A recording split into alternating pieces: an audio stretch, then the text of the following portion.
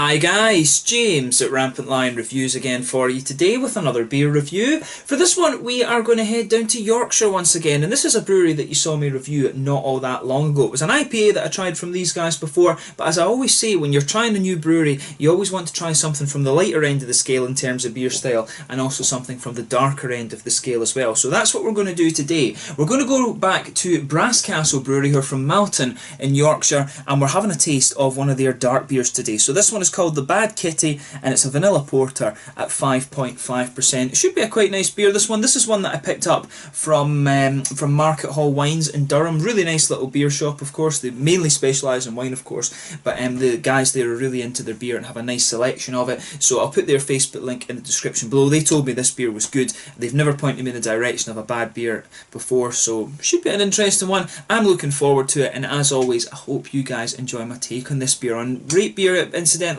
this guy has, I think it was an 85 overall and an 85 within the style, and on Untappd it was rated at something like 3.7, so it should be a really nice beer. So we'll see how we get on with this one then. So anyway, as is usual with my reviews then, I'll tell you a little bit about the brewery. If you want to get straight to the tasting, of course, just fast forward.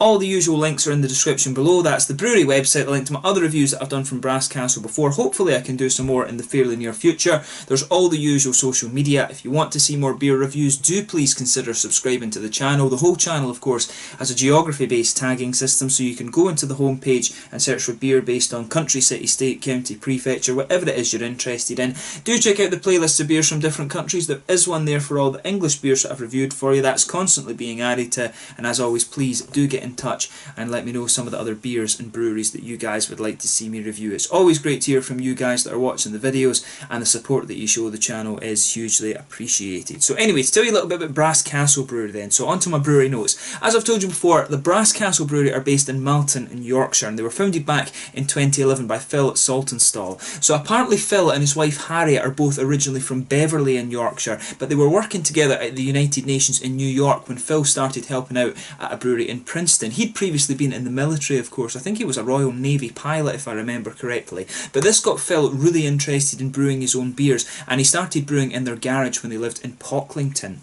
So originally they brewed their beers on the Victorian kit at the Lord Halifax estate, but after Phil resigned from his job in the Coast Guard in 2013, the brewery moved to a larger site at Yorkersgate in Malton, which is still the brewery's home today, and they now have a tap room on site there as well where you can go and try the beers. So in 2016 Phil and his wife moved to Boston in the US after his wife was appointed to work for the UK Consul General over there, and Phil is now running an import-export business for beer between New England and Yorkshire, but he does retain control of the brewery. But the brewery's name Brasscastle apparently comes from the stretch of Market Street where they lived, and apparently they're a vegan-friendly brewery as well. They've invested heavily in lab equipment to certify the beer themselves. Originally they were getting their beer vegan certified by Brewlab up in Sunderland, of course, but it's quite cool that they say that they basically want to get their beers out to everybody. And I think the main thing with this one was using, I forget, they used fish bladders for one of the agents in the beer to kind of clear it up normally, but these guys of course have removed that from their production, which is really quite cool actually. But I enjoyed the IPA that I had from these guys before. I forget the name of it now. I think it was called the Disruptor, and it was supposed to be a sort of New England style IPA, but I found it had the New England flavours, but it had that more kind of West Coast mouthfeel. But it was a really nice beer, and I'm certainly looking forward to trying something from the other end of the spectrum then. So that's all you really need to know about the brewery. If you want to learn a bit more about them, the brewery website's in the description below. You can check out their Facebook page and keep up to date with what's going on. But let's have a taste of this beer then and see how we get on. So I'll just let you have a little look at the artwork on this one there. You can see the Baz Kitty on the back there, and here's all the the artwork on this one. It's kind of almost a little bit like 70s disco style or something like that, the artwork on this one. It says on the side, doesn't really tell you much about the beer, and here it just says vanilla porter, a robust dark porter enhanced with vanilla, 5.5% ABV, 1.9 UK units, made in Malton. So yeah, I guess without further ado then, let's get it out and we will get on with the tasting then. So there you are, a little bit of smoke in the opening, and we'll get it out and into the glass. So there you can see, quite a bit of carbonation in this one. It's going to just settle down a little bit. But yeah, as you can see with this beer, it's poured a nice sort of dark ebony rosewood colour. There was a solid finger or so of a frothy, I would say kind of beigey tan head on this one. It's actually quite a dark coloured head. The carbonation, as you could see as well, was quite active. If you look at that, there's quite a few bubbles just sticking towards the side of the glass there and just heading up towards the bottom of where that head would have been. It's just, you know, gone away to be a very thin, foamy layer at the moment, but, you know, looks like a really... You know, it looks pretty much as you would expect a porter to, apart from the head obviously disappearing. But yeah, let's take a closer look at the aroma then and just see how we get on with this one. Oh, yeah. See, this one smells quite earthy to me. I'm pretty sure they'll have used English hops in this because it does have that earthy, sort of herbal quality to it. There's a little bit of... Yeah, definitely. Definitely English hops in this beer. You can really smell the vanilla in there as well. There's a bit of the roasted black malt coming out. I think there's some brown sugar and chocolate in there. The brown sugar's a little bit toasted and the chocolate is a sort of high cocoa, darker chocolate, to be honest with you. But you can definitely smell the vanilla kind of forming the backbone of this beer. And there's a wee touch of a red fruit. It's kind of a candied red fruity ester that comes out of this beer, I would say. Yeah, more of a sort of vanilla. The vanilla and the candied red fruits are kind of mixing together. But it smells nice, that, actually. I mean, I love vanilla, so I'm a little bit biased when it comes to this beer, right enough. But I do like, you can definitely tell, I think it's going to be an English style porter, this one, rather than the American ones. You can definitely smell that earthy, sort of herbal quality to it, but it really just has a big vanilla element to this, but that's what you'd expect when they're saying it's a vanilla porter. But yeah, some nice sweet chocolate in there. I would say high cocoa chocolate, a little bit of brown sugar as well, kind of toasted.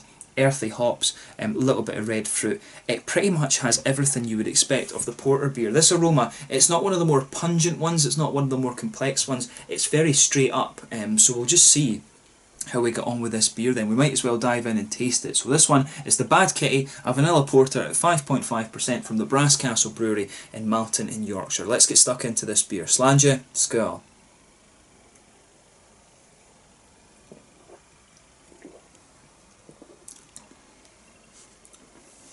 Yeah, I would say it's pretty good. The carbonation is pretty active in this one. I would definitely say that about this beer.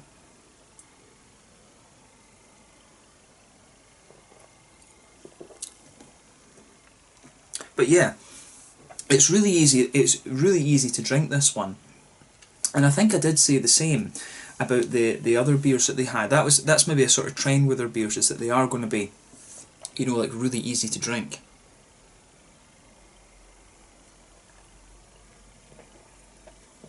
So yeah, with this one then, you can feel that roasted black malt backbone, that just blankets the middle of your palate there. As you go further and further into the flavour, the roasted quality is just kind of spread out across the tongue, which is kind of quite nice actually. There's a little bit, you can definitely pick up a bit of the chocolatey flavours in there. There's almost an element of a kind of coffee note to this beer as well. It really does have some of that coffee smoothness to it.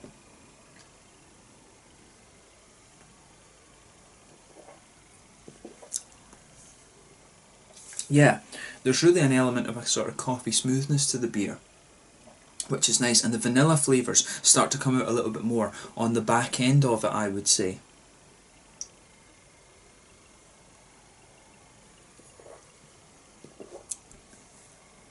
Yeah, I do like how this beer comes across. It is really light and drinkable, this one. They've done a nice job with that. I'll say to Brass Castle, you know, it's a solid enough porter, there's no doubt in my mind about that. The chocolatey flavours in this one, like I was picking up in the aroma, they're quite high cocoa chocolatey flavours, I would say.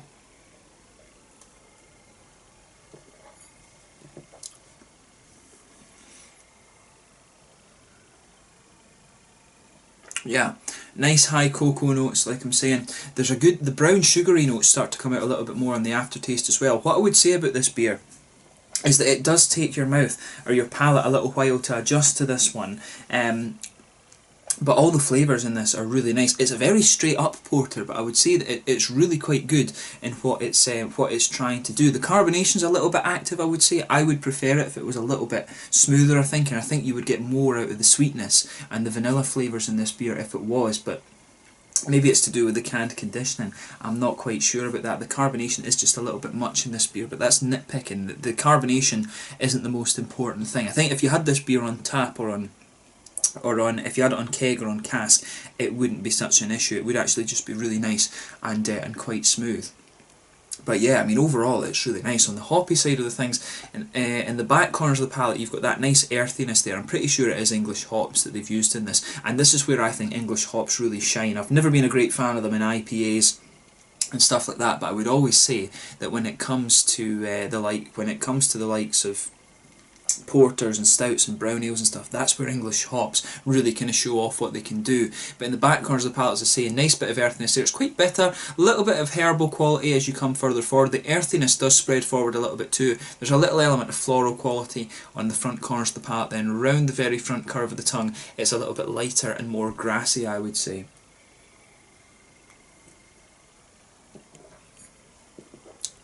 Behind the front curve of the palate as well, that's where you get that nice sort of little oily bubble where the fruity esters start to come out of the beer. For me, it's a very sort of candied fruit note. It's kind of figgy, and it reminds me a little bit, as I always say, of those little heart-shaped sweets you get in the Haribo Star Mix, but the vanilla flavours are really mixing in with that as well. It's almost got like that kind of creamy, that sort of creamy fruity note to it, which is quite interesting. But the malt base is where the kind of complexity to the flavour of this beer is, and it's always evolving.